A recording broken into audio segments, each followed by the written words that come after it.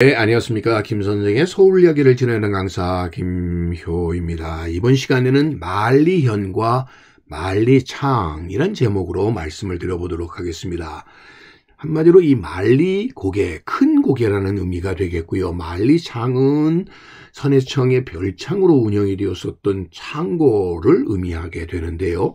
같이 만리현, 만리창이다 보니까 한 곳에 있었을 것으로 우리가 이렇게 이해하기가 쉬운데, 이 지도에서 보시는 것처럼 안산에서부터 발안에서 용산 자락이 한강으로 이어지는 가운데 여러분들 보시는 것처럼 만리현과 만리창은 이렇게 떨어져 있다는 것을 우리가 확인을 해볼 수가 있겠습니다. 만리동, 만리현, 이것은 일찍이 세종조 때의 문신이었던 최만리가 살던 곳이라고 해서 만리동, 만리현이라는 명칭이 사용이 되었다라고 보시면 되겠고요. 이에 비해서 만리창은 용산 일대에 산지에 있었던 국가창고 중의 하나로서 황해도와 전라도의 공납이나 군납을 관할하던 선해청의 별창이 되겠는데요.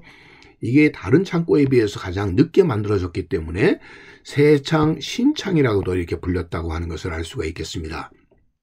그래서 만리창은 만리현에 있었던 게 아니라 효창공원에서 공덕동으로 넘어가는 새창고개에 있었다고 보시면 되겠고요. 특히 주목할 것은 이 동학농민운동이 일어났었던 1894년에 일본군의 혼성여단이 바로 이곳 만리창에 임시사령부를 설치하게 되면서 청일전쟁 수행의 주요 거점이 되었고, 그런 의미에서 그 이후에 조선을 식민지화하는 과정에 바로 중심 공간이 되게 되었던 것이 바로 이 만리창, 새창 고개가 되었다라고 보시면 되겠습니다.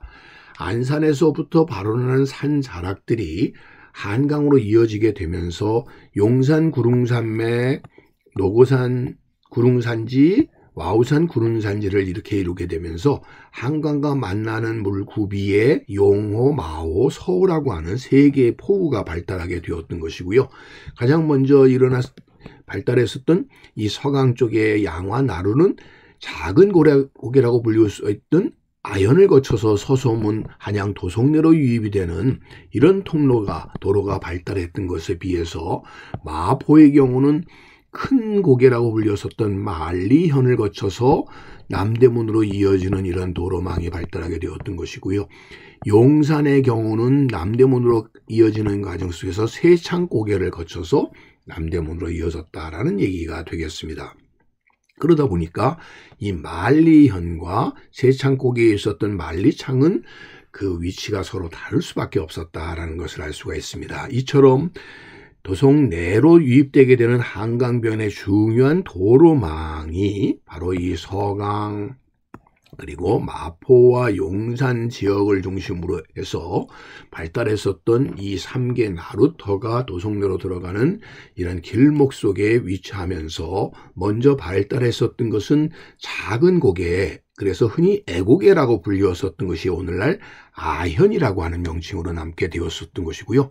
그것이 바로 지도상에 아현이라고 표시가 되어서 도성 내로 들어가서 서대문으로 이어지게 되는 바로 이 길목에 위치하고 있었던 것이 애고개가 되겠습니다. 이에 비해서 그 옆에 있었던 대현이라고 하는 결국 큰 고개를 넘어서 도성내로 들어가는 길목에 위치하고 있었던 것이 바로 오늘날 만리제 높은 고개라는 의미로 이어지게 되었다라는 것을 알 수가 있습니다. 한편 이 용산 나루와 이 지역이 주목을 받게 되었던 것은 개항을 하게 되면서 마포나루와 용산나루의 많은 일본 상인들과 청나라 상인들이 이곳에 선점을 하게 되는데, 이 과정에서 주목을 받을 것이 용산 지역의 일본인 상인들이 많이 위치하게 되었고, 이곳에 있었던 군자감이나 강감을 중심으로 해서 이들이 점차 터를 잡게 되었다라는 것을 알 수가 있겠고요. 그 과정 속에서 중요한 길목에 해당되었었던 바로 이 만리창이 위치하고 있었던 지금의 신창 고개가 주목을 받게 되었다는 것을 알 수가 있습니다. 지금 사진 속에 보시는 것이 1890년대의 용산 나루가 되겠고요. 이 용산 나루를 통해서 들어오는 물자들이 모였었던 중요한 창구가 바로 이 만리창이었다는 것을 알 수가 있겠습니다. 그래서 조은선에 직결지었었던 용산 나루의 많은 창고들 중에서도 주목을 하게 되었었던 것이 선해청의 별창이었었던 만리창이 되게 되었던 것이고요. 그래서 이 만리창이 이렇게 중요한 교통상의 거점으로 자리 잡게 되면서 1894년 동학농민군을 진압한다는 명목으로 바로 임시사령부를 설치했었던 일본군이 바로 이 만리창을 점거하고 이를 청일전쟁의 거점으로 삼게 되었던 것도 바로 이런 교통상의 요지였기 때문이라고 보시면 되겠습니다. 당시 만리창에 주둔했었던 일본군의 모습이 되겠고요. 그 주변 지역의 일본군들이 포진을 하기 시작하면서 오늘날의 용산을 중심으로 해서 일본군이 식민지 지배의 거점을 마련하게 되는 계기가 바로 이 만리창이었었다라는 것을 알 수가 있겠습니다. 자, 이로써 지금 현재는 여러분들 경의선 숲길로 불려지는 효창공원에서 공덕동으로 넘어가는 그 길목에 일찍이 만리창이 위치하고 있었다라고 하는 표지석을 우리가 확인해 볼 수가 있겠고요. 그래서 그 길을 따라서 결국 경의선이 놓여지게 되었으니 오늘날의 이 만리제로라고 불리우는 것은 공덕동에서 결국 서울역 방향으로 넘어가는 고갯길이 되겠고요. 바로 이곳이 만리동, 만리제 큰 고개가 바로 오늘날 이렇게 바뀌었다고 보시면 되겠습니다. 그래서 70년대에 만리제길이 새롭게 이렇게 개통이 되면서 오늘에 이르고 있다고 보시면 되겠고요. 또 하나의 길로 주목받고 있는 것이 바로 이 세창고개가 되겠죠. 세창고개는 그런 의미에서 효창공원과 용산 사이에 위치하고 있었던 고갯길이 되겠는데요.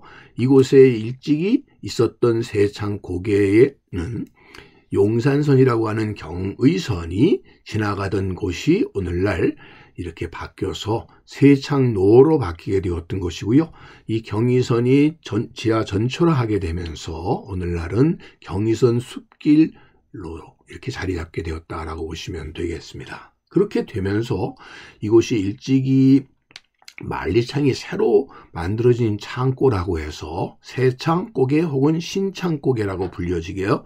오늘날에 이르면서 용산구와 마포구의 경계를 이루는 고갯길로 이렇게 자리 잡게 되었다라고 보시면 되겠습니다. 오늘 이 시간에는 만리고개라고 불렸던 큰 고개와 만리창은 별도의 위치에 있으면서 오늘날에는 마포구와 용산구에 각각 위치하고 있었던 것이 바로 이 만리고개와 만리창이다 이렇게 보시면 되겠습니다. 오늘 이 시간에는 그런 의미에서 만리현과 만리창은 한 곳에 있지 않았다라고 하는 점을 오늘 확인해 봤습니다.